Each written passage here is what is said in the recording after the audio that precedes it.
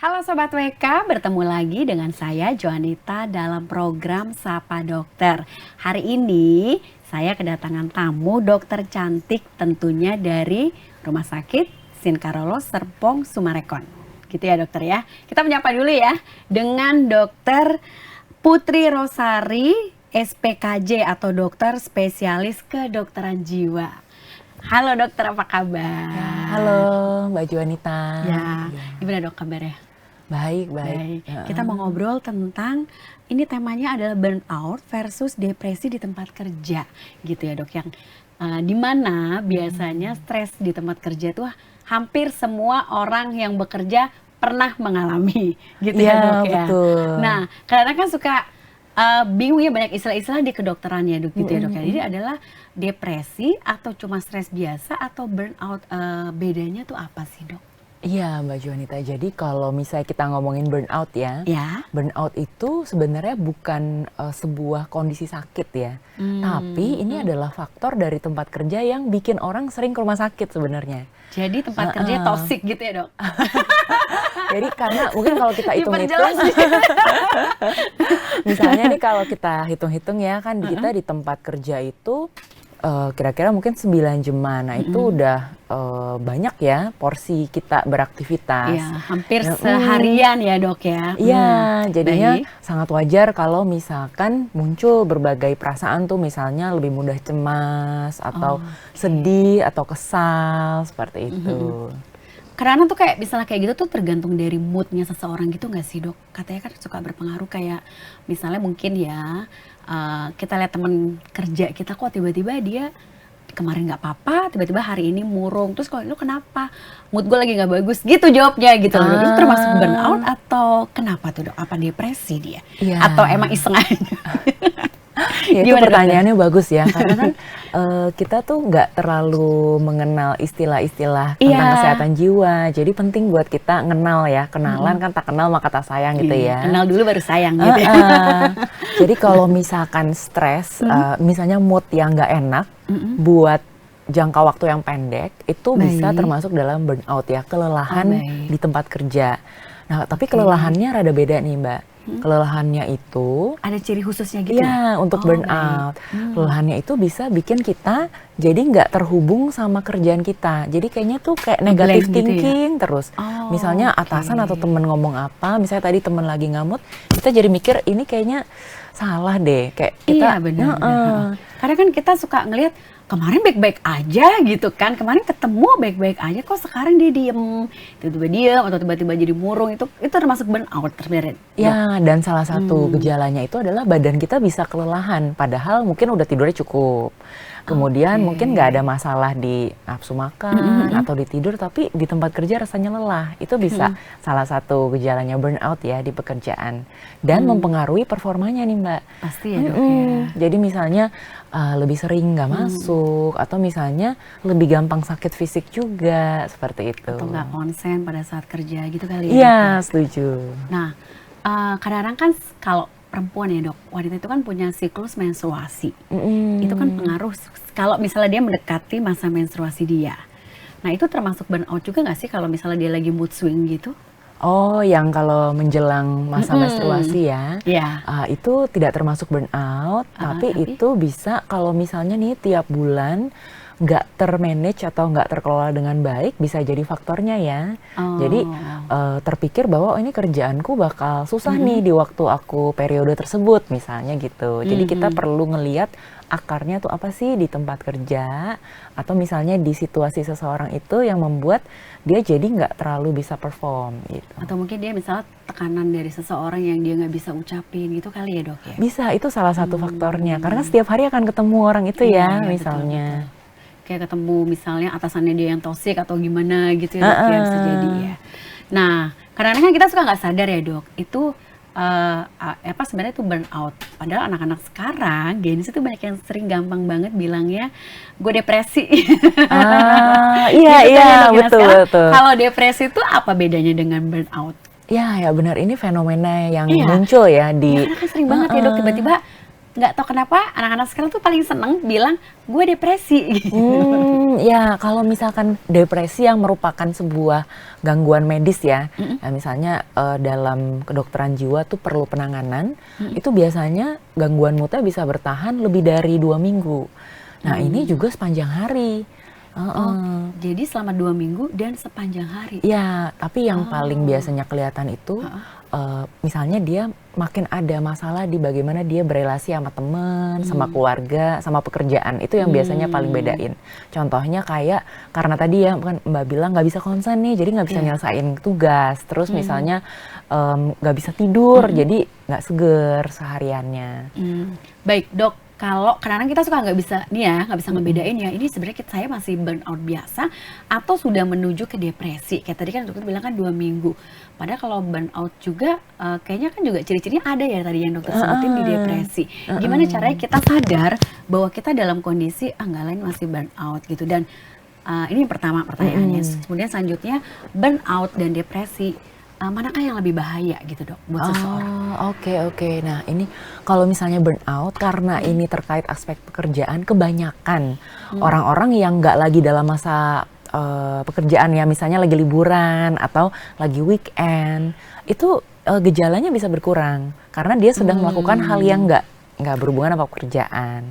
Tapi kalau sudah berlanjut ya jadi depresi karena burnoutnya nggak tertanganin, nah ini jadi udah liburan, udah healing ya, terus udah ambil cuti panjang, itu masih terus bisa bertahan. Itu bedanya. Dan kalau dilihat lebih parah yang mana, ketika burnout ini nggak termanage itu bisa jadi depresi. Jadi depresi yang lebih kita hindarin ya. Kalau bisa nggak sampai ke tahap itu tuh. Oke, baik. Jadi sebenarnya depresi itu adalah diawali dengan burnout dulu sebenarnya gitu ya dok? Kalau yang masalah utamanya di tempat pekerjaan, iya. Karena itu stres yang nggak termanage sehingga ibaratnya tuh kayak kita tuh lagi musim hujan ya.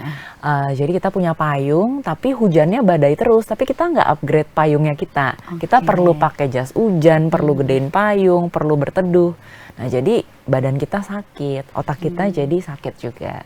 Oke, keren juga, menarik ya dok ya. Jadi Sobat PK udah bisa ngebedain ya, tadi dokter Putri bilang bahwa kalau kita sedang merasa tidak baik-baik aja, misalnya tadi ya kondisi tiba-tiba mood swingnya berubah, kemudian tiba-tiba kok jadi murung, sedih, itu jangan dibilang dulu itu depresi ya dok ya. Itu ada tingkatannya ternyata gitu ya. Jadi itu bisa terjadi, tadi dokter apa bilangnya burnout gitu ya, itu awal dari depresi yang memang juga harus ditangani dengan cepat.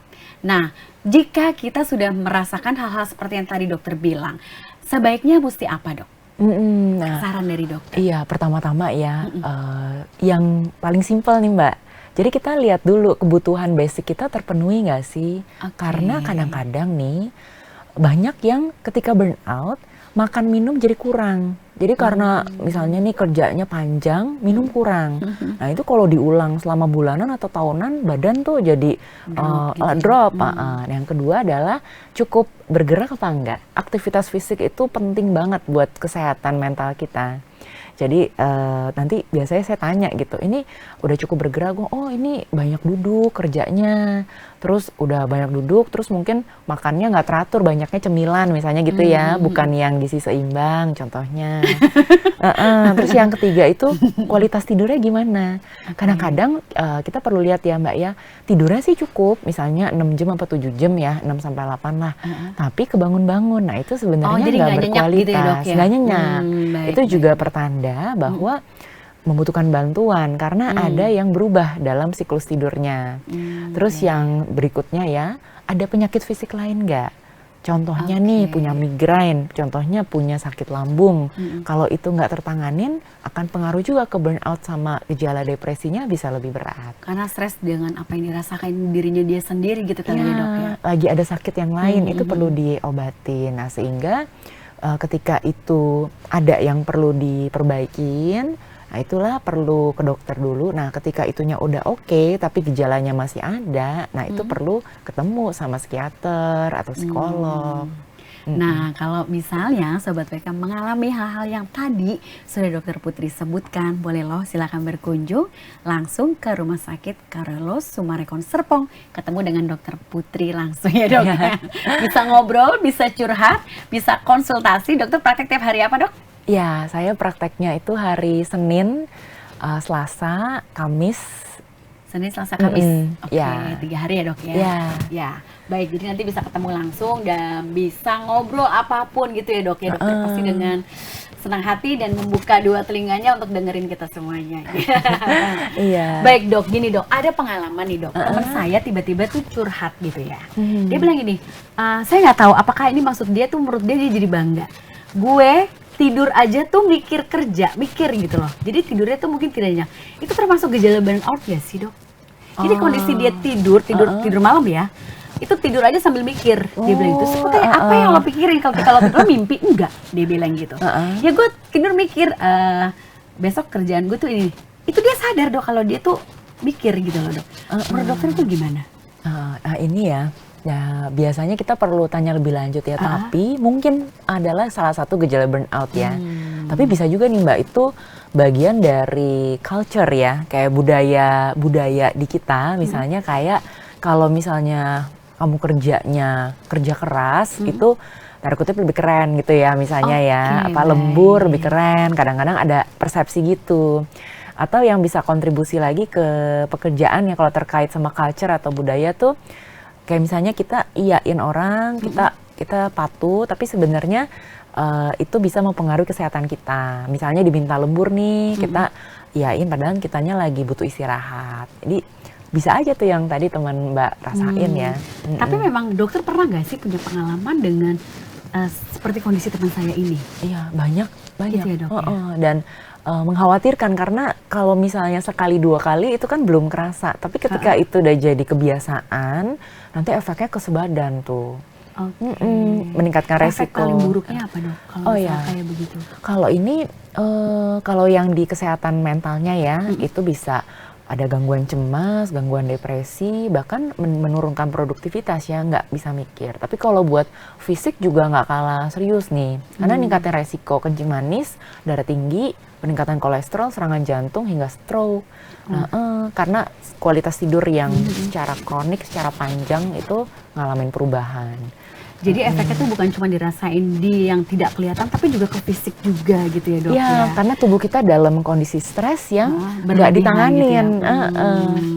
Baik, saya juga jadi inget dok, pernah punya pengalaman ketika tadi dokter bilang bahwa kalau sudah cuti, sudah break dari pekerjaan, tapi begitu masuk kantor lagi tetap merasa badannya tetap letih, lesu, dan malas kerja dan sebagainya gitu ya. Kalau misalnya ada orang yang seperti itu gitu ya dok, itu mesti gimana sih? Kan nggak mungkin juga mesti resign aja gitu. Terlalu mudah gitu ya. Gimana dokter? Ya mungkin itu juga salah satu cara, tapi kan apakah ada cara lain kalau misalnya dengan kondisi orang, tapi ya memang orang ini ada gitu loh dokter. Gitu loh. Jadi ketika itu dia memang kondisi pekerjaannya memang berat sih ya.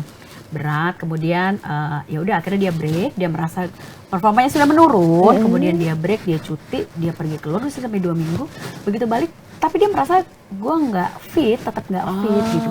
Itu gimana ya dok? Ya itu kan kita sebagai temen juga concern ya, ada apa nih? Mungkin ya, kalau misalkan stres yang panjang itu kan mempengaruhi struktur otak kita, zat kimia otak kita. Nah itu mungkin yang menyebabkan nggak bisa hilang gitu, sehingga obatnya adalah berkonsultasi, namanya itu psikoterapi. Jadi terapi lewat bicara, seseorang yang didengarkan, kemudian juga dia menceritakan masalahnya dan mendapat ide untuk pemecahan masalah, itu bisa mengubah struktur otak secara rutin ya. Itu psikoterapi, kalau orang bilang konseling, terapi. Ditambah sama obat kalau dibutuhkan. Biasanya kalau gejalanya sedang, kalau ringan, fokus di psikoterapi, konselingnya, edukasi. Kalau yang udah sedang berat, itu butuh bareng obat. Gitu. Oh gitu, jadi ada yang harus dia minum juga sebagai obatnya gitu ya? Iya, karena ya, kalau orang kadang-kadang tuh bilangnya, dok ini kan karena mindset kita ya. Sebenarnya nggak juga, ini adalah penyakit otak gitu, sehingga ini membutuhkan obat dalam jangka waktu tertentu, dan kalau lebih dini malah sama kayak penyakit yang lain ya, kalau lebih dini itu efeknya lebih bagus, lebih cepat sehatnya. Tapi kalau misalnya orang sudah dalam kondisi kayak gini dok, berarti kan memang harus perlu dong datang ke dokter kesehatan, kedokteran jiwa tadi gitu ya dok, perlu nggak sih? Nah cuma kadang-kadang kan dalam pikiran banyak orang tuh kalau gue pergi ke kedokteran jiwa tuh kesannya kayaknya gue, maaf ya dok, kayak mungkin rada gila apa udah yang sampai separah itu kah gitu-gitu loh dok. Banyak masyarakat yang masih berasumsi seperti itu gitu loh. Menurut dokter gimana? Mungkin itu perlu kayaknya dikasih tau ke sobat WK semuanya ya dok ya.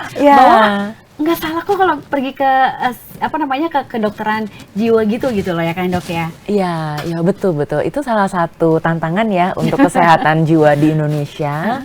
Dan ini dari berbagai aspek. Pertama kita peran sebagai psikiater, salah satunya kan ini ya, ketemu, terus cerita, oh ini ternyata kondisi otak loh. Banyak yang baru tahu juga. Dan kalau misalkan sarannya sih sebenarnya enakan kalau belum parah udah ketemu gitu ya. Karena nggak semua kasus butuh obat. Dan misalkan ternyata setelah diskusi, setelah konseling, merasakan benefitnya, disarankan buat lanjut seperti itu ya. Apalagi misalnya sebagai kalau profesional kesehatan jiwa itu kan ada kode etik yang dipegang ya, misalnya sifatnya rahasia atau lebih netral gitu. Jadi kalau misalnya cerita atau curhat ke teman atau keluarga, kadang-kadang ada kekhawatiran bagaimana ya mereka mikirnya. Kalau misalnya ke psikiater atau ke psikolog, kita berdasarkan kode etik dan SOP tersebut, seperti itu. Baik. Jadi jangan ragu kalau misalnya Anda sudah mengalami gejala burnout, jangan sampai depresi gitu ya. Segeralah datang ke psikiater atau bertemu dengan Dr. Putri Rosali langsung di mana? Di Rumah Sakit Carolus Sumarekon Serpong. Ya dok ya. Dokter tadi praktek tiap hari Selasa, Kamis, kemudian Senin ya. Senin, Selasa, Kamis 3 hari udah cukup lah ya dok ya. Baik dok, gini. Beberapa belakangan ini sempat baca ada kasus yang seseorang itu mungkin stres di tempat kerja, tapi akhirnya gejalanya tuh jadi mengganggu kesehatan jiwanya dia. Maaf ya dok, dia jadi saking stresnya tuh bertindak kasar gitu loh. Bertindak kasar. Kalau orang-orang bilang sih dia agak, gimana ya bilangnya ya dok ya? Emosinya meningkat ya. Emosinya meningkat, meluap-luap, kemudian juga nggak nyambung kalau diajak ngobrol, mungkin saking stresnya ya. Jadi kalau sampai ya mungkin dia juga dapat tekanan ya. Ada satu artikel yang bilang begitu. Nah itu kalau menurut dokter itu udah parah banget ya, depresi yang parah. Ini apakah bisa dia datang ke psikiater aja atau harus ke rumah sakit jiwa, gimana dok?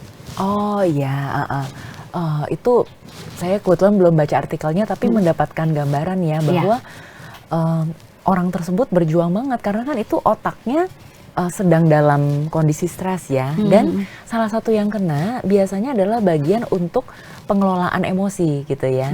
Jadi ibaratnya jadi lebih sensitif. Misalnya nih ibaratnya mobil, kita punya gas sama ngerem, ini bagian otak yang lebih aktif adalah bagian gasnya terus, lagi nggak bisa istirahat, itu kan menyebabkan jadi emosinya meningkat. Marah terus gitu ya dok ya? Ada sistem di otaknya yang butuh diobati, mendapatkan terapi. Itu gejala juga, karena sedikit nambahin ya, karena depresi nggak semua orang sedih. Banyak yang lebih gampang marah. Ada tipe depresi yang seperti itu. Nah, kalau di rumah sakit jiwa itu yang praktek psikiater juga sama psikolog. Jadi kalau rumah sakit jiwa itu biasanya ada layanannya macam-macam. Ada layanan anak remaja, dewasa, atau lansia. Ya, misalnya untuk poli nih rawat jalan yang konsultasi nggak perlu dirawat bisa. Kalau memang ada indikasi perlu dirawat, itu sesuai penilaian dokternya. Dia juga berarti ya dok ya? Iya. Baik. Nah, jadi ketika itu dia tuh sampai menyerang orang gitu loh, menyerang atasannya itu gitu loh. Nah, itu kan parah banget ya, berarti mungkin dia udah sakit hati yang terlalu dalam gitu kan. Nah, sekarang tadi kan kita sudah bicara mengenai dari sisi si karyawannya. Nah, sekarang mungkin dokter bisa kasih saran ke kita semua. Kalau dari sisi teman dan juga sisi pimpinan perusahaan atau dari sisi manajemen kantor itu harus seperti apa sih untuk supaya jangan sampailah untuk karyawannya tuh ngerasain burnout dan depresi gitu. Iya. Kalau sebenarnya sih kalau orang lagi ngomongin hal yang berkaitan sama kesehatan jiwa ya, kita buat normal aja gitu. Kayak misalnya, gue mau ke dokter kulit nih, gue mau ke dokter jiwa. Kadang-kadang responnya kayak, hah, kenapa gitu? Itu kan membuat orang jadi enggan gitu ya. Iya. Kita bikin normal, pelan-pelan kita bikin normal aja ngomongin mental health issue atau masalah kesehatan jiwa itu bagian dari diri kita. Itu yang membuat orang yang benar-benar butuh bantuan lebih yakin buat cari bantuan gitu ya. Dan kalau buat pemimpin, kalau saya melihat beberapa rekomendasi nih secara global ya, bagus juga tuh. Misalnya karena stres di tempat kerja kan penyebabnya karena pekerjaannya kesusahan atau kebanyakan nih atau kelamaan. Gitu ya, Dok, ya? Jadi ada sistem mentoring, kemudian ada pelatihan buat peningkatan kompetensi. Jadi ketika seseorang merasa saya bisa nih ngelakuin pekerjaan ini, dia akan lebih nyaman dan mencegah burnout itu ya. Ya kalau buat temen berarti perlu mendengarkan sebenarnya. Kadang-kadang nih lagi curhat ya, yang lain bilang kalau saya curhat, abis curhat malah tambah stres katanya karena dibandingin sama situasi dia gitu. Nah kita bisa bilang ya nggak apa-apa, curhat aja, cerita aja, kita nggak ngejudge kok, kita pengen bantu. Nah itu udah jadi respon yang oke banget gitu. Pokoknya buat aja bagaimana caranya bekerja dalam situasi yang menyenangkan gitu ya, Dok. Iya. Dokter, satu lagi pertanyaannya, mengganggu pikiran saya. Jadi gini, Dok, pernah ada yang bilang sama saya, berarti kan dokter bilang ciri-ciri burnout adalah salah satunya adalah suka nggak mau makan gitu ya, tiba-tiba nggak mau makan, nggak mood makan. Tapi ada beberapa teman saya justru malah kalau dia stres kerja, makannya tuh malah jadi banyak. Kadang kayak misalnya dia stres 2 hari berat badannya bisa naik sampai 5 kilo. Itu gimana tuh, Dok? Oh iya. Termasuk salah satu gejala depresi nggak sih? Ya itu banyak kejadian ya. Jadi ada 2 nih terkait sama proses perubahan di otak. Karena kan sistem selera makan sama sistem tidur di dalam otak juga ya.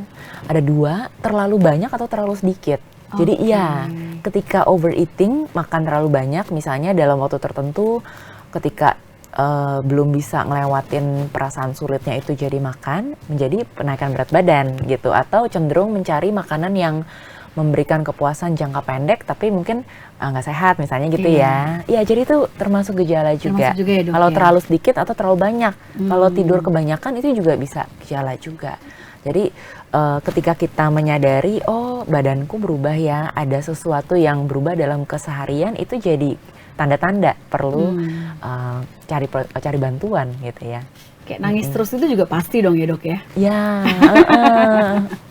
Ya baik, dokter. Terakhir, dokter bisa kasih mungkin saran untuk kita semua menjaga kesehatan mental kita, terutama di tempat kerja.